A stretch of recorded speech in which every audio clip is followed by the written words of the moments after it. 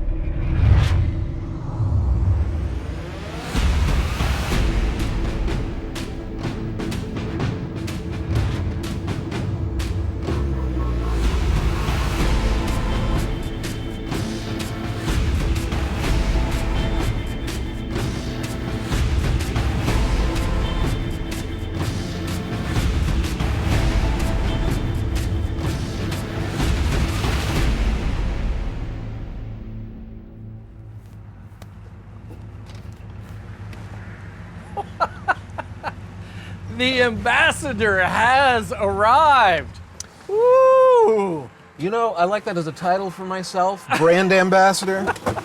Money green on top of it. How It is sweet it a is. stunner. Ooh, look at the brand. Buddy, it is good to Man, see you. it's so good to see you. How you been? I'm well, yourself? This is the dream boat. What we got here? This is So 343, 5.6 liter V8, 1967 AMC Ambassador Convertible. well, only the best for you, sir. That little accent that you put on there just You like it that? hits the reputation a little too hard. Just nails it. Yeah. So built for comfort, not speed. Oh, you don't. You gotta test it though, right? You can't just say, "Oh, we need to test. Needs to be fully tested." The speedometer says 120. I don't see why we can't. Why would they put that on if it they doesn't do didn't that? mean it. Right? Yeah. Back then, they meant what they said, right? Back then. Back then, your word was your bond. Yeah. I don't know what's going on today, but I like traveling in the Wayback. Same. Especially if the Wayback does 120. Well, let's go test it. Let's go test it out, man. How sweet it is.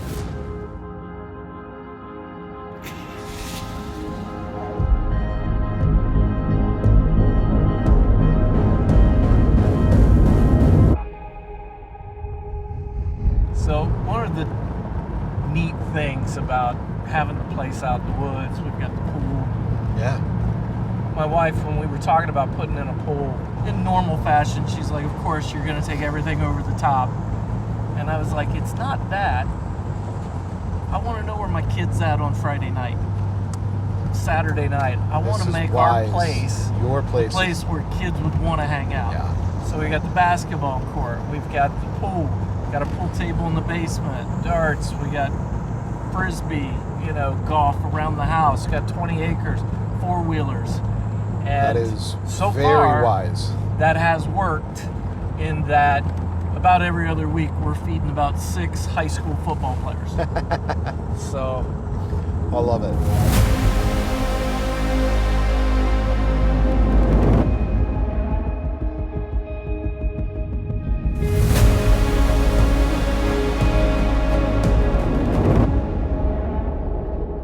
my first car was a 1983 Yamaha Venture touring bike. When I was 15 years old, I had a learner's permit. And back then, on a learner's permit, you didn't ride with anyone. You ride by yourself. Right. But you had to wear a helmet. That's okay. If you've got a learner's permit. Sure. So we did a family vacation, and on my learner's permit, rode all the way to Yosemite and back. That's awesome. So my mom and dad also had a venture, and then my sister and some family friends. There was a crew of about 5 bikes that did the trip all the way out to, I think we trailered them to Rapid City, South Dakota, and then went across went straight through across. Yellowstone and down into California and back. Wow, that's very So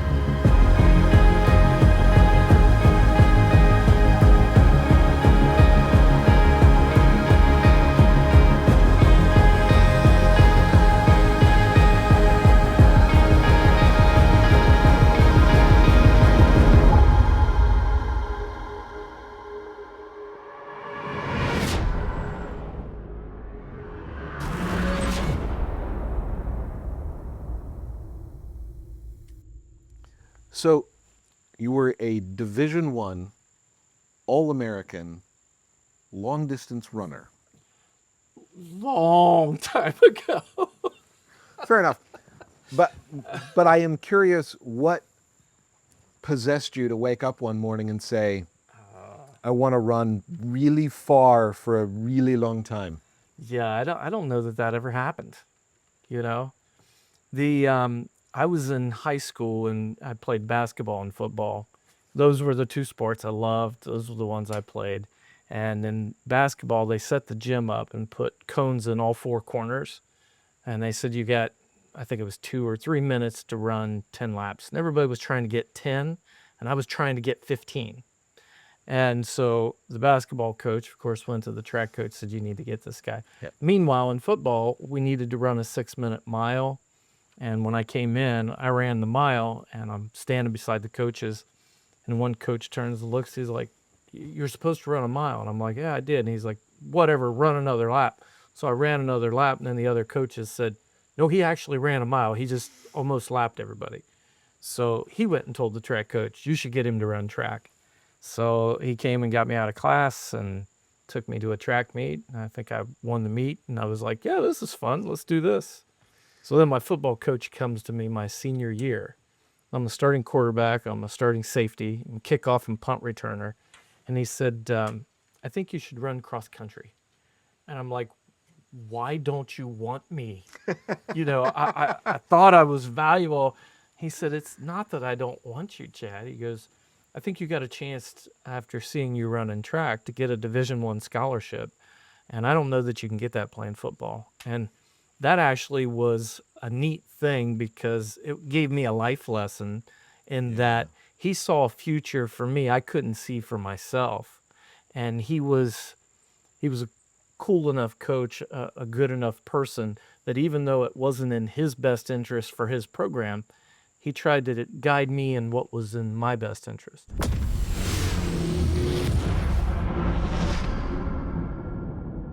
And that led to an opportunity to participate in the Junior Olympics in Los Angeles, yes? Did, yeah. In between my freshman and sophomore year, I was 18, and they said, hey, Junior Olympics up to 18, gave me the opportunity to go out there and run. I was sick the entire week and traveled out, but I think I still finished second. So it was fun. Awesome. It was fun. That's very cool. And so somewhere along that route, you decided, I've run enough, now I need to race motorcycles. Ah, yeah. Oh, you're going right there, aren't you? So I wanted to start racing motorcycles before I went to college. My father raced, my cousins raced. Around in this area, we had many national champions in pro hill climbing. So I grew up going to the races. I was around it all the time, and I absolutely wanted to do it. But then I got a scholarship. My dad's like, yeah, you're not racing until after you get out of college. Fair enough. So How old were you the first time you rode a motorcycle? 2. It was a little Mexican bike called a Carabella. I had trans wheels. 2 years old. But no, I got out of college and went to a race, and a kid that his dad raced when my dad did was riding. He said, why aren't you out here? I said, well, I don't have a bike. I don't have a mechanic. He said, well, if you get a Triumph, my dad would work on it. I went right straight to his dad and said, if I got a Triumph, would you work on it? And his dad was a national champion and a great mechanic. He said, sure. 1 month later, I had a Triumph and started racing. That was in 97. I won a national championship in 04 and then had kids in 07. Now this done. Opened the business in 08. I thought it would look bad if I was laying in the hospital when somebody called and wanted to talk about their finances. Let me call you in a month when I'm out of the hospital. 38 broken bones later, I'm okay with not racing anymore.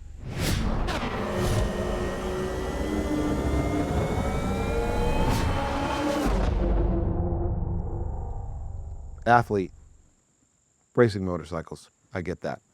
How did we go racing motorcycles to, you know what I should be doing is managing money? Well, it's funny. When I was in college, I studied business and finance. Okay. And thought, that's what I didn't really know what I was going to do with it. And then somewhere along the way, I decided I wanted to teach and coach because, that's where the money's at. Become a teacher and a high school coach. Oh, yeah. Big money there. Big bucks, right? Yeah. It was probably one of the most rewarding jobs ever, though. Parents Sure. couldn't wait to come up to me after the games and tell me how great the officials were. Their kids got the perfect amount of playing time. Oh, no, that never happened. Not once. I worked really hard, but it wasn't for the glory or anything like that. And so I decided at one point I was stressed out and I said, we need to shift directions. Maybe I should put these college degrees to work. What has surprised you about how this business works and the kind of relationships you have with your clients? That's a great question, man. I'd say when I started in the business, what surprised me the most was how broken our industry as a whole is. That's fair. I started to write some articles and stuff about it. And I had someone within a BD that I was with at that time said, do you really want to say this about your industry? And I said, if we can't speak the truth, we can't fix it. The industry when I started, and even the first firm I started with, it was all about numbers. It was about the product. It was about sales. And I decided that I didn't want to have that kind of a firm. And so way back when everything was still commission, I said, we're going to go fee-based. And I remember the head of the firm came to me and he said, you shouldn't do this. Matter of fact, you're not doing this. You've got a new family. You've got kids at home. You're going to make 5 times the money if you do commission accounts instead of doing these fee-based things. And I thought for a second. I said, well, it's not how I would do it if it was my widowed grandmother. He said, what's that supposed to mean? I said, well, we should treat every client like it's our widowed grandmother. If we do, we're always going to have happy clients. And he just shook his head and he said, it's not your widowed grandmother. It's a number on a page. And the quicker you realize that, the better off you'll be. And I said, well, I philosophically disagree. And disgusted, he said, well, you're going to have a hard time in this business. And he walked out the door. I think it was within a month, I left the firm, opened my own firm, and I haven't had a hard time in this business because this is a relationship business. The main goal is to figure out the puzzle to help them get where they're trying to go. I'm still teaching, Christopher. It's just to a different age demographic, Sure. So I'm Well, very that's- much doing what I'm passionate about. And I get to be the coach of my clients to help them see the future that maybe they can't see for themselves, just like my high school coach did for me. So I'm still doing what I really wanted to do. I'm just doing it in a way I hadn't envisioned when I started.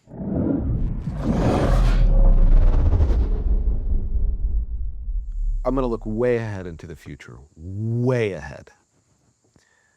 But ultimately, what do you want to be remembered for? I ask clients that question all the time. It is kind of a difficult thing to answer, but ultimately, you want to be remembered for making a difference, right? So I think about, I want to make a difference in the people's lives that I serve. I truly, honestly believe that anybody that works with us will be better off than what they would have been had they not met us.